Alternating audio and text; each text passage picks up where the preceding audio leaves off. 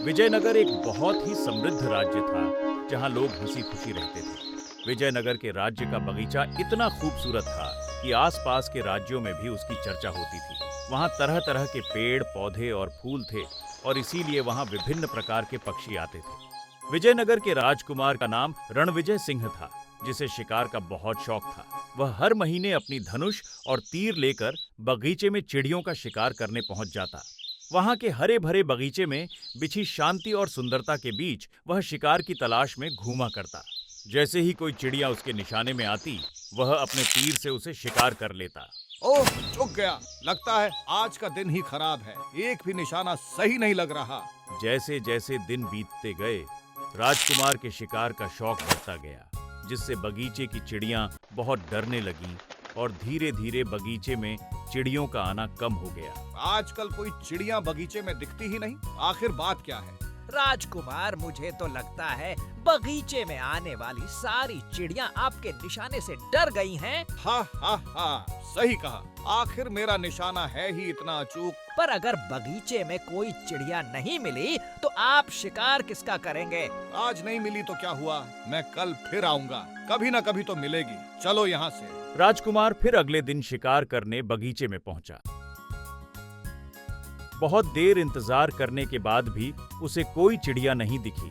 इंतजार करते करते राजकुमार की आंख लग गई और कुछ देर बाद राजकुमार को कुछ आवाज सुनाई दी, जिससे उसकी नींद टूट गई। ये कैसी आवाज है? ऐसा लगता है जैसे किसी की पायल की आवाज हो। राजकुमार उस पायल की आवाज का पीछा करते हुए बगीचे में आगे बढ़ा और कुछ दूर जाने के बाद उसने बगीचे में एक लड़की को देखा जो बगीचे से फूल तोड़ रही थी।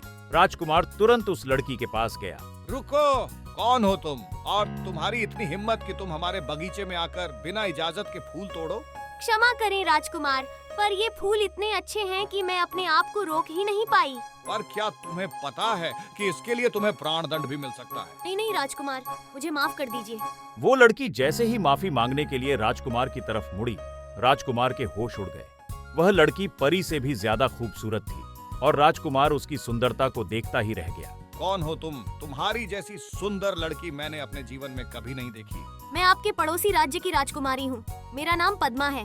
मैं इस राज्य का राजकुमार रणविजय सिंह हूँ। आज से तुम इस बगीचे में कभी भी आ सकती हो। आपका बहुत बहुत धन्यवाद राजकुमार। उसके बाद राजकुमारी पद्मा हर दिन उस बगीचे में आने लगी और राजकुमार रणविजय रोज उससे मिलने लगा। धीरे धीरे दोनों एक दूसरे को पसंद करने लगे। राजकुमारी, मैं आपसे एक बात कहना चाहता हूँ। हाँ तो कहो, इसमें पूछने वाली कौन सी बात है? आप मुझे बहुत अच्छी लगती हैं। मैं आपसे शादी करना चाहता हूँ। अगर आपको मंजूर हो तो। आप भी मुझे बहुत पसंद हैं राजकुमार। मैं भी आपसे शादी करना चाहती हूँ, पर शादी के लिए मेरी 2 शर्तें हैं। अगर आप मेरी शर्तें मानेंगे तभी मैं आपसे शादी कर सकती हूँ। आप अपनी शर्तें बताइए, मैं उन्हें जरूर पूरा करूँगा। ठीक है, मेरी पहली शर्त है कि आप आगे से कभी किसी चिड़िया का शिकार नहीं करेंगे, और दूसरी शर्त ये है कि चाहे मैं कुछ भी करूं, आप मुझसे कोई सवाल नहीं करेंगे या उसके बारे में जानने की कोशिश नहीं करेंगे, और जिस दिन आपने ऐसा किया मैं हमेशा के लिए चली जाऊंगी। मुझे मंजूर है, जैसा तुम चाहो। उसके बाद राजकुमार रणविजय और राजकुमारी पद्मा ने शादी कर ली। राजकुमार ने चिड़ियों का शिकार करना बंद कर दिया और शाही बगीचा फिर से चिड़ियों की चहचहाहट से गूंजने लगा।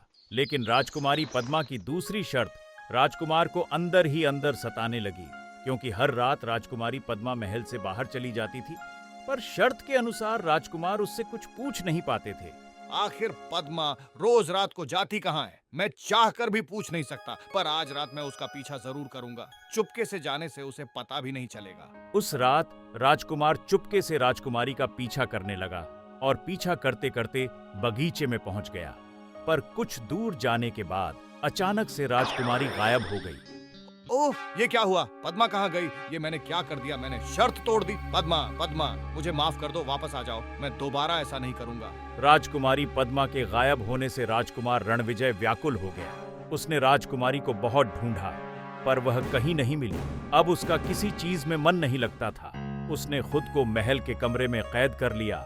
न किसी से बात करता था, न ही किसी से मिलता था। राजकुमार की दशा देखकर सब परेशान थे। फिर एक दिन महल के दरवाजे पर एक बोलता हुआ तोता आया। वह महल के अंदर घुसने की कोशिश कर ही रहा था, तभी सिपाहियों ने उसे रोक लिया। रुक रुको, महल के अंदर जाने की इजाजत नहीं है। मुझे राजकुमार रणविजय से मिलना है। वो किसी से नहीं मिलते। जो भी काम हो मुझे बताओ। नहीं, मुझे जो बताना है वो मैं राजकुमार को ही बताऊंगा। ये ऐसे नहीं मानेगा, इसे पिंजरे में बंद कर दो। सिपाही ने तोते को पकड़कर पिंजरे में बंद कर दिया और राजमहल के अंदर रख दिया।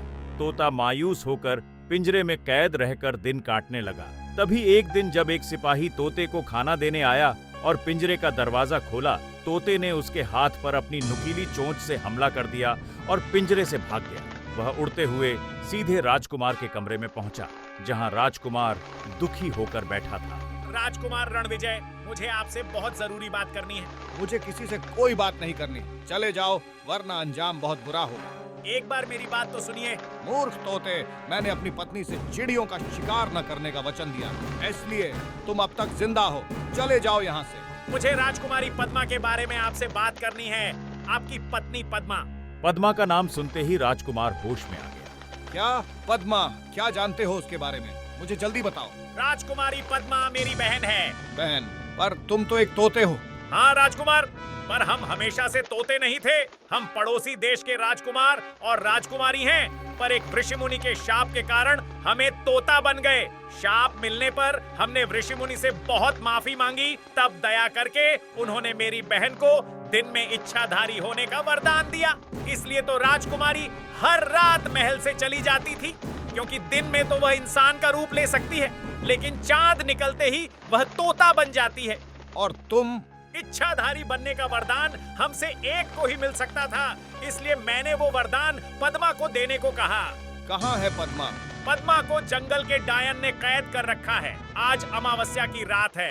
अगर आज आप उसे नहीं बचा पाए तो वह हमेशा के लिए तोता बनकर रह जाएगी, और मैं भी, क्योंकि ऋषिमुनि के शाप के अनुसार अगर अमावस्या की रात को हम दोनों एक साथ आपके बगीचे के तालाब में नहाएंगे तभी हम शाप मुक्त हो पाएंगे। लेकिन वह खतरनाक डायन आज मेरी बहन की बलि देना चाहती है। चलो, मैं बचाऊंगा राजकुमारी को डायन से। ले चलो मुझे। राजकुमार रणविजय तोते के साथ अपना तीर धनुष लेकर घोड़े पर सवार हो गया और जंगल में उस स्थान पर गया जहां डायन पद्मा की बलि देने की तैयारी कर रही थी। आज मैं इस इच्छाधारी तोते की बलि देने के बाद दुनिया की सबसे शक्तिशाली डायन बन जाऊंगी। आपको जल्दी कुछ करना होगा राजकुमार। चिंता मत करो, मैं राजकुमारी को कुछ नहीं होने दूंगा। राजकुमार ने तुरंत अपना धनुष निकाला और तीर चलाया, जो सीधे डायन के सामने जल रही आग में लग गया, जिससे चारों ओर धुआं फैल गया। राजकुमार ने तुरंत धुएं का फायदा उठाकर पिंजरे को वहां से उठा लिया और राजकुमारी को बचा लिया। जिसने भी ये किया है उसे मैं छोड़ूंगी नहीं। राजकुमार रणविजय ने तोता बनी राजकुमारी और उसके भाई तोते को अपने बगीचे में ले आया, जहां दोनों ने तालाब में डुबकी लगाई और उनका शाप टूट गया। इसके बाद दोनों इंसान बन गए। धन्यवाद राजकुमार, आपकी वजह से हम शाप मुक्त हो पाए, वरना पता नहीं क्या होता। ये तो मेरा फर्ज था, आखिर तुम मेरी पत्नी हो। उसके बाद राजकुमारी पद्मा और राजकुमार रणविजय खुशी खुशी रहने लगे और राजकुमारी का भाई अपने घर लौट गया।